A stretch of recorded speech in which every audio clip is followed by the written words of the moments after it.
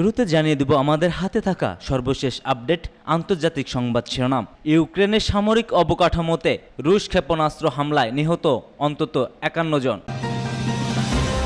অন্যদিকে মসজিদে গিয়ে একে একে মুসলিমদের মারা হবে, বিজেপির নেতার হুমকিতে তোলপাড় মুসলিম বিশ্ব। আরও জানিয়ে দেব নতুন ২৫০০-এরও বেশি যোদ্ধা যুক্ত হয়েছে হামাসের বাহিনীতে। এবং গাজায় ১ কিলোমিটারেরও বেশি টার্নেল ধ্বংসের দাবি ইসরায়েল বাহিনীর। এবং সর্বশেষ জানিয়ে দেব ইউক্রেনে একদিনে অস্ত্র প্রধান সহ ৫ মন্ত্রীর পদত্যাগ। এতক্ষণ শুনছিলেন সংবাদ শিরোনাম, এবার বিস্তারিত। অবশ্যই ভিডিওটি ভালো লাগলে একটি লাইক করবেন, ফিলিস্তিনকে ভালোবেসে থাকলে কমেন্টে ইয়েস লিখবেন এবং সাবস্ক্রাইব করে আমাদের সাথেই থাকবেন। ইউক্রেনের সামরিক অবকাঠামোতে রুশ ক্ষেপণাস্ত্র হামলায় নিহত ৫১ জন। ইউক্রেনের মধ্য অঞ্চলের একটি সামরিক ইউনিটিতে ক্ষেপণাস্ত্র হামলা চালিয়েছে রাশিয়া। হামলায় অন্তত ৫১ জন নিহত হয়েছেন, আহত হয়েছে ২৭১ জন। মধ্য অঞ্চলের শহর পোলোতাভার সামরিক ইনস্টিটিউট লক্ষ্য করে রাশিয়া দিন পর পর দুটি ব্যালিস্টিক ক্ষেপণাস্ত্র ছোড়ে। এবছর এখন পর্যন্ত এটাই ইউক্রেন রাশিয়ার সবচাইতে প্রাণঘাতী হামলার পর ঘটনাস্থলের কিছু ছবি সামাজিক যোগাযোগ মাধ্যমে পোস্ট করা হয়েছে। সেগুলো দেখা যায় অনেক তরুণের মৃতদেহ মাটিতে পড়ে আছে, সেগুলো ধুলা ও ধ্বংসস্তূপে ঢাকা। তাদের পেছনে দেখা যাচ্ছে মারাত্মকভাবে ক্ষতিগ্রস্ত একটি বিশাল ভবন। রয়টার্স তাৎক্ষণিকভাবে ছবির সত্যতা যাচাই করতে পারেনি। হামলার পর বার্তা আদান প্রদানের অ্যাপ টেলিগ্রামে এক পোস্টে ইউক্রেনের প্রেসিডেন্ট ভলোদিমির জেলেনস্কি লিখেছেন, এ হামলার জন্য ইতর রাশিয়ানদের অবশ্যই জবাব দিতে হবে। জেলেনস্কি এ ঘটনায় দ্রুত তদন্তের নির্দেশ দিয়েছে, বলেছে হামলায় মিলিটারিরা ইনস্টিটিউট অব কমিউনিকেশনের একটি ভবন ক্ষতিগ্রস্ত করেছে। ২০২২ সালে ফেব্রুয়ারিতে রাশিয়া প্রতিবেশী ইউক্রেনে আক্রমণ করার পর থেকে জেলেনস্কি নিয়মিত জনগণের উদ্দেশ্যে ভাষণ দেন। মঙ্গলবার রাতে দেওয়া ভাষণে তিনি বলেন, পোলোতাভা শহরের সামরিক ইনস্টিটিউটে হামলায় ৫১ জন নিহত হয়েছে। জেলেনস্কি বলেন, ভবনের ধ্বংসস্তূপের নিচে আরও মানুষ আটকা পড়ে আছেন। তাদের প্রাণ রক্ষা করতে সম্ভাব্য সবকিছুই করা সম্ভব এবং সবকিছুই করা হচ্ছে। হামলার পর ইউক্রেনের জরুরি পরিষেবা বিভাগ থেকে ৫০ জনের মৃত্যুর খবর নিশ্চিত করা হয়েছিল। পোলোভাতা অঞ্চলের গভর্নর ভিলিপ প্রোনিন জানান, ধ্বংসস্তূপের নিচে এখন সম্ভবত ১৫ জন চাপা পড়ে আছেন। কিয়েভের জন্য এটা একটি বড় ধাক্কা। এমনিতেই দেশটিকে নিজের চেয়ে ক্ষমতাধর শত্রুর সঙ্গে লড়াই চালিয়ে যেতে হচ্ছে। এর মধ্যে নিজেদের সেনা সদস্যের মনোবল চাঙ্গা রাখার চেষ্টা করেছে তারা। রাশিয়া তাৎক্ষণিকভাবে এই হামলার বিষয়ে কোনো মন্তব্য করেনি। মসজিদে গিয়ে একে একে মুসলিমদের মারা হবে, বিজেপির নেতার হুমকিতে তোলপাড়। মসজিদে ঢুকে মুসলমানদের খুঁজে খুঁজে মারার হুমকি দিয়েছে মহারাষ্ট্রের বিজেপি বিধায়ক নীতিশ রানে। প্রকাশ্যে সমাবেশে দাঁড়িয়ে এমন সাম্প্রদায়িক বক্তব্য দিয়ে কঠোর সমালোচনার মুখে পড়েছেন তিনি। সামাজিক মাধ্যমে এমন ভিডিও ব্যাপকভাবে ছড়িয়ে পড়ার পর তার বিরুদ্ধে ২টি মামলা করেছে আহমদনগর পুলিশ।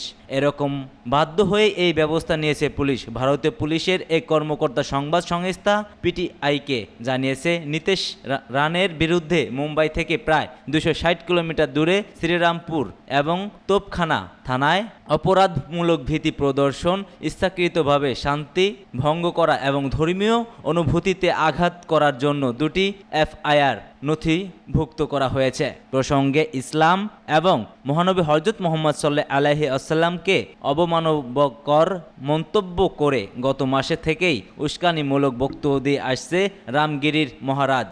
এ নিয়ে রাজ্য জুড়ে তীব্র উত্তেজনা তৈরি হয়। শুক্রবার আহমেদনগরে রামগিরির মহারাজের সমর্থনে এক সভায় নীতিশ রানে বলেন, রামগিরি মহারাজের বিরুদ্ধে কোনো কথা বললে মসজিদে ঢুকে খুঁজে খুঁজে মুসলিমদের মারা হবে, এটা মাথায় রাখো। এদিকে আসাউদ্দিন ওয়াইসির দল মজলিস ইত্তেহাদুল মুসলিমিন গোটা ইস্যুতে কঠোর প্রতিক্রিয়া দেখিয়েছে। দলটির নেতা ইমতিয়াজ জলিল বলেন, রামগিরি মহারাজের মন্তব্য একটি রাজনৈতিক ষড়যন্ত্রের অঙ্গ, তার বিরুদ্ধে ব্যবস্থা নেওয়া উচিত। এদিকে বিতর্কের জেরে নীতিশ রানের মন্তব্য দলের নয় দাবি করেছে বিজেপি।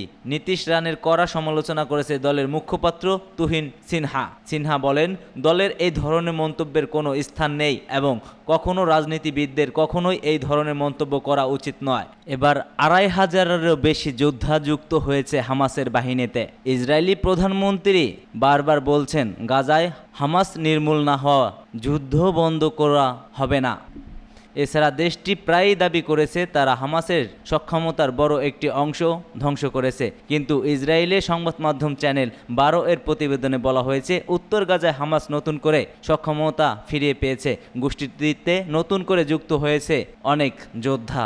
নাম প্রকাশে অনিচ্ছুক সূত্রের বরাত দিয়ে চ্যানেল ১২ এর প্রতিবেদনে বলা হয়েছে, বিগত কয়েক মাসে হামাস উত্তর গাজায় অন্তত ২৫০০-এরও বেশি যোদ্ধাকে তাদের দলে ভিড়িয়েছে। কেবল তাই নয়, এসব যোদ্ধাদের প্রত্যেককেই অস্ত্র, গোলাবারুদ এবং অর্থ সহায়তাও দেওয়া হয়েছে।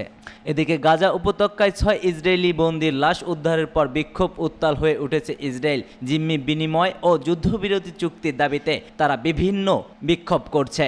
টাইমস অফ ইসরায়েল এক প্রতিবেদনে এ খবর জানিয়েছে। গত ৩১ আগস্ট গাজায় ২৬ ইসরায়েলি জিম্মির লাশ উদ্ধারের পরের দিন ১ সেপ্টেম্বর দেশটির বিভিন্ন শহরে বিক্ষোভ ছড়িয়ে পড়ে। আজ সোমবার বন্দীদের মুক্তি নিশ্চিতের দাবিতে বিক্ষোভ করেছে লাখো লাখো ইসরায়েল। তাদের সঙ্গে সহিত প্রকাশ করে আজ দেশটির প্রধান ট্রেড ইউনিট হিস্তাদ্রুত ধর্মঘট পালন করেছে। ইসরায়েলি গণমাধ্যমের দাবি ৫ লাখ মানুষ জেরুজালেমে, তেল আবিব ও অন্যান্য শহরে বিক্ষোভ করেছে। এর মধ্যে ৩ লাইন রাজধানী তেল আবিবের। গাজায় প্রায় ১ কিলোমিটার দৈর্ঘ্য টার্নেল ধ্বংসের দাবি ইসরায়েল বাহিনীর। দখলদার ইসরায়েলি বাহিনী দাবি করেছে যে তারা গাজায় উত্তর অঞ্চলে প্রায় ১ কিলোমিটার দীর্ঘ একটি টার্নেল নেটওয়ার্ক ধ্বংস করেছে। যুদ্ধের পরিস্থিতি সম্পর্কে হালনাগাদ তথ্যে তারা এমন দাবি করেছে।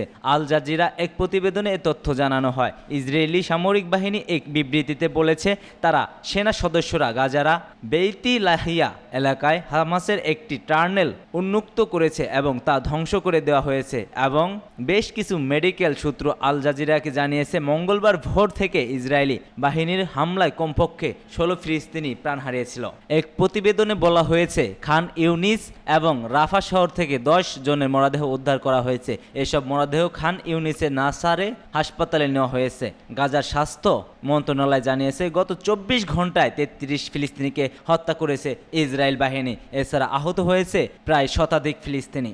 শুধু দেশের অভ্যন্তরেই নয়, আন্তর্জাতিকভাবেও বেশ চাপের মধ্যে রয়েছে ইসরায়েল। আন্তর্জাতিক আইন লঙ্ঘন হতে পারে এমন আশঙ্কা থেকে সম্প্রতি ইসরায়েলের কাছে অস্ত্র ব্যবহার সরবরাহ বন্ধ করেছে যুক্তরাজ্য। এসব অস্ত্র দিয়ে ইসরায়েলে বেসামরিক নাগরিকদের উপর হামলা চালাচ্ছে বলে ইতিমধ্যে আন্তর্জাতিক সম্প্রদায় তীব্র নিন্দা জানিয়েছেন।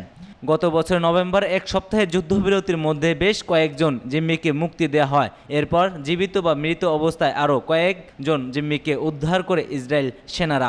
ইসরায়েল সেনাবাহিনী জানিয়েছে, গাজায় হামাসের হাতে এখনও ৯৭ জিম্মি আছে আর মোট মৃত্যু হয়েছে ৩৩ জিম্মির। নতুন করে হাজার হাজার মানুষ সরকার বিরোধী বিক্ষোভ অংশ নেয়। সে সময় জিম্মিদের জীবিত অবস্থায় ফিরিয়ে আনতে ব্যর্থ হওয়া নেতানিয়াহুর প্রতি ক্ষোভ প্রকাশ করেন তাদের স্বজনরা। ইউক্রেনে একদিনে অস্ত্র প্রধান সহ ৫ মন্ত্রীর পদত্যাগ। ইউক্রেনে অস্ত্র উৎপাদনের দায়িত্ব থাকা কৌশলগত শিল্প বিষয়ক মন্ত্রী গতকাল পদত্যাগ করেছেন। প্রতিরক্ষা খাতের অন্য কোনো ভূমিকায় তাকে দেখা যাবে বলে ধারণা করা হচ্ছে। রাশিয়ার সঙ্গে চলমান যুদ্ধের গুরুত্বপূর্ণ এক সন্ধিক্ষণে ইউক্রেন সরকারের বড় ধরনের রদবদলের অংশ হিসেবে একই দিন পদত্যাগ করেছে দেশটির আরও ৪ জন মন্ত্রীও।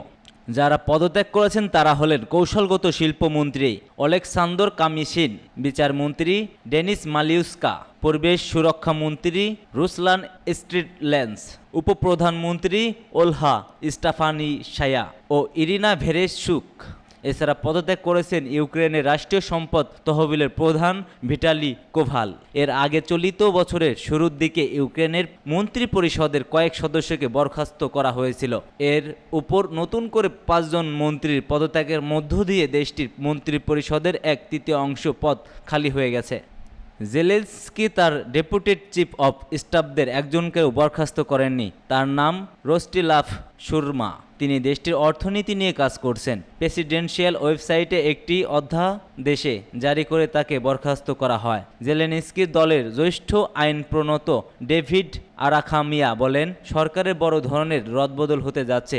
এ কারণে অর্ধেকেরও বেশি মন্ত্রীকে বদলানো হতে পারে। আগামীকাল আমাদের জন্য বরখাস্তের আরেকটি দিন অপেক্ষা করছে, এরপর অপেক্ষা করছে নতুন নিয়োগের দিনও।